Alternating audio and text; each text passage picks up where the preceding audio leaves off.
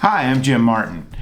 Today, what I'd like to talk about is Iran and provide a kind of a quick summary of a bit of the history and some of the context of modern day Iran. I hope this helps you understand Iran a little bit better. Thinking of history, Iran has been a largely contiguous and independent empire for a long time, hundreds, if not thousands of years.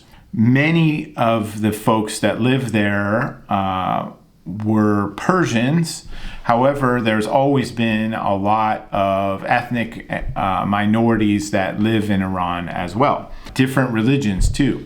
When Islam became a driving force in that region, the Iranians became Islamic but took on a particular form of Islam called Shia Islam. Had a succession of kind of monarchical authoritarian regimes for the 1800s into the 1900s.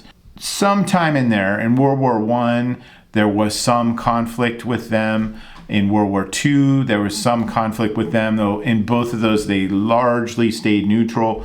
However, in order to head off problems, Britain intervened and promoted a different monarchical regime under the Shah. Then in post-World War II era timeframes, as Britain began to withdraw from its sort of superpower status by necessity due to the tremendous costs of the war on Britain and its empire, it was giving up those sorts of responsibilities and roles purely because they did not have the money to pay for it anymore. A variety of governments began to emerge, and a quasi-democratic sort of regime took over. And this is in the late 40s, early 50s kind of time frame. Now, none of this happened without some street violence and other things happening. That said, there was a democratically elected parliament and all these sorts of things in place. Mossadegh had threatened to nationalize the oil industry, which was largely controlled by British Petroleum, BP.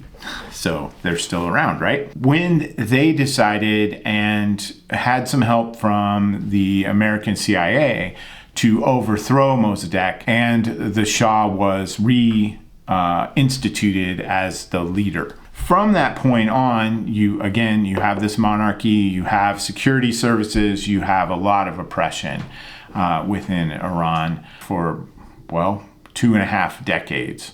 The security services were greatly feared and killed a lot of people. An interesting perspective on this, if you want to read something, there's a 2-book set. The first one is called Persepolis, and it's the story of a girl who emigrated to Europe during the later stages of the Iranian Revolution, and some of her family members too. Gives you kind of a view of what a middle-class person faced during this time. In the late 70s, there began to be a cluster of interest, middle-class business people, some wealthy business people, quasi-communists and religious minorities and all sorts of things that began to produce a lot of unrest, a lot of resistance to the Shah's regime. This ultimately led to what we know as the Iranian Revolution. In the late 70s, 78, 79, things just kept getting worse, and the Shah's regime responded with more and more repression. At this point, the Shah and Iran were loosely allied with the United States. The United States government played some role in propping him up during those times, motivated by a realist view of the world. They saw the world as Soviet and anti-Soviet, and if you were anti-Soviet, then we were going to support you. Difficult situation. This sort of widespread, broad-based revolutionary movement rose up, and strikes and street fighting's happening all the time during 78, 79. Ultimately, the Shah fled the country, took a lot of money with him too. At that point, the revolution sort of gets hijacked in a sense under Ayatollah Khomeini, who had been living in France in exile. And he returned. Shia Islamic forces took over and started to guide the revolution to deal with the last vestiges of the security services and military and so forth and so on. In the wake of that, you have the Iran hostage crisis, where the Iranian movement stormed the U.S. Embassy, took everybody hostage, held them hostage for about a year, which for me, growing up in that time, was something, it's on the news every single night. What's happening with this? What's happening with this? Obviously, they were not particularly interested in relationships with the United States, though they were not particularly interested in relations with the Russians either. After some period of time, politically, they began to set up what is really an interesting form of government, although ultimately authoritarian. There are two components to Iranian political institutions. There's an elected side where you have a parliament and you have a president, and then there's an unelected side which is composed of a supreme leader, a thing called the Assembly of Experts, a guardian council. You have things like that. So all the real power lies on the unelected side. The armed forces and the judiciary all exist on that unelected side, and a set of very conservative Shia Islam-based principles govern their activities. Immediately after the Iranian Revolution, Iraq, under Saddam Hussein, saw an opportunity to take back some disputed territory from Iran and started a war with them, which lasted for 8 years. Brutal chemical weapons used, mass attacks, all sorts of things.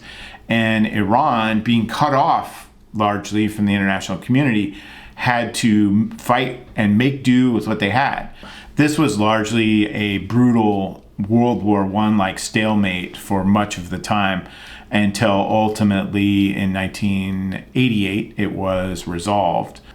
What is the neighborhood of Iran? It's bad for them. So you have Iraq, a country that you have fought a war against that cost you millions of lives, right next door. Saudi Arabia, which sees you as an existential threat. To the east, you have Afghanistan, failed state. At one point, you had the Soviet Union. Now you have a cluster of independent former Soviet republics with a lot of problems. So that's problematic. Then you add Israel to the mix. Given Iran's support for organizations like Hezbollah and others that have taken Israeli lives and supported terrorism, it's not a great situation. That said, we're talking about, when we see Iran in the news, is often this picture of this entire country which hates all Western life. That just simply isn't true. The Iranian people themselves tend to be highly educated. They tend to speak multiple languages. They tend to be middle class in many senses. And in a lot of ways, we have, as an American people, more in common with the Iranian people than, say, a country like Saudi Arabia. I wish that played out different, but these historical logjam problems have just never been able to be overcome. Iran also tends to have, despite a lot of what you hear, a very rational approach to foreign policy. Mostly, they are very measured about what they do, how they do it. People talk about the Iranian nuclear program. If you lived in a neighborhood like they do, you might want to have nuclear weapons also. There's been a lot of efforts by varying neighbors of theirs to foment discontent and guerrilla movements and terrorism within Iran itself. And periodically you hear about some of these things. If you have a nuclear weapon, perhaps you can stave off said folks. We've often seen, to come back to the politics side of it, we'll hear that, hey, there's a new president of Iran. The most influential ones have a minimal role in really affecting having their hands on the levers of power like a U.S. president might.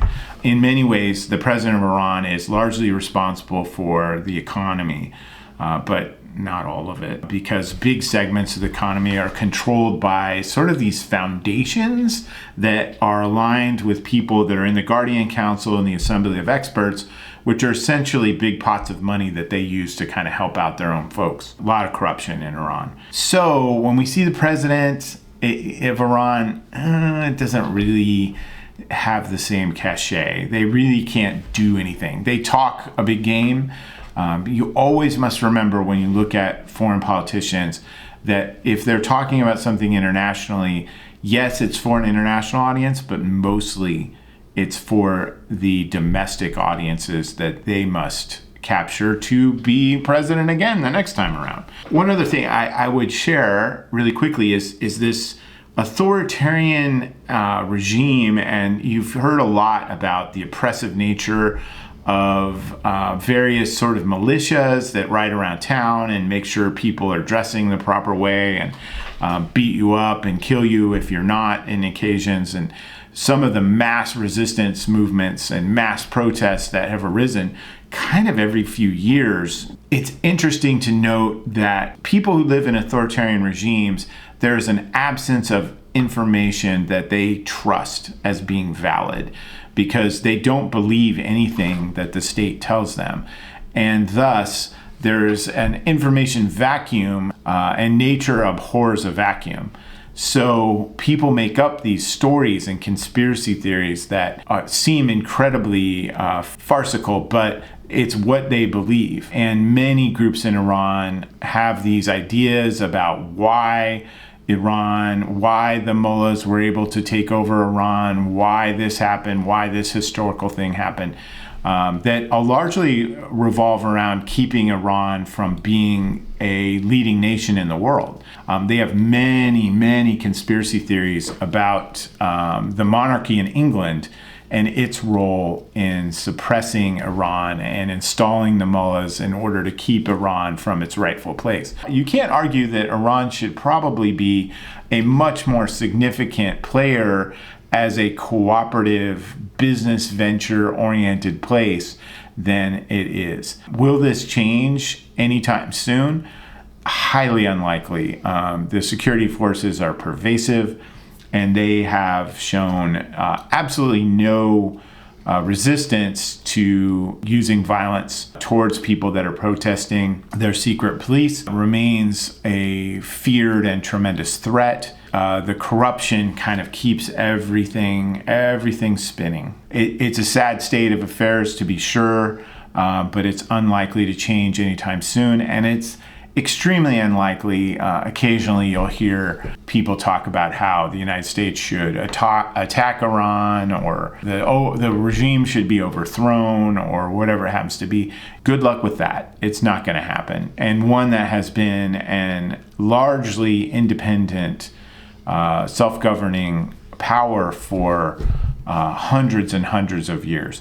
You're not going to do that. The Iranian leadership under the supreme leader are unlikely to do anything that would lead to a large-scale conflict between Iran and the United States or other Western powers, because they know that they would stand to lose tremendously in such an exchange. I hope this has cleared up a bit about Iran. I've always been intrigued with Iran, and I hope that what I've shared gives you a little bit of light into that world. If you like this kind of content, please subscribe. Comments are welcome. Keep them clean. Happy to answer questions and things like that. And thanks for stopping by today, and have a great day. Thank you.